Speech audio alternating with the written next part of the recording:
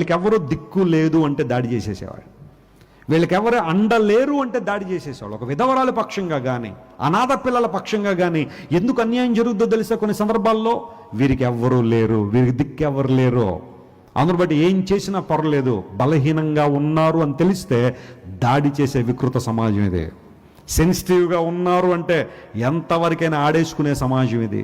వీళ్ళెవరితోనూ చెప్పుకోలేరు, ఎవరు వీరి పక్షంగా లేరు అన్నప్పుడు వారిని ఎంత క్రూరంగానైనా భయంకరంగా హింసించే ఆ సమాజం అహీతోపెల ఆలోచనదే. కొంతమంది భర్తలు భార్యను విపరీతంగా హింసిస్తారు. ఎందుకోసం తెలుసా?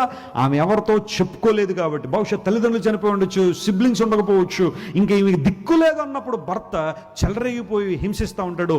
అహీతోపెల ఆలోచనదే. బలహీనంగా ఉన్నాడా? దాడి చేసేద్దాం. దిక్కు లేదా? దాడి చేసేద్దాం. ఇబ్బందుల్లో ఉన్నారా? దాడి చేసేద్దాం. మోసం చేసేద్దాం, అన్యాయం చేసేద్దాం. వారికి చెప్పుకున్న వాళ్ళు ఎవరు లేరా?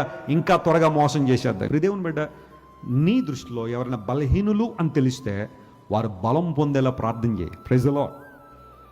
వారి పక్షంగా నిలబడడానికి ప్రయత్నించే, వారికి న్యాయం జరిగేలా ప్రయత్నించే.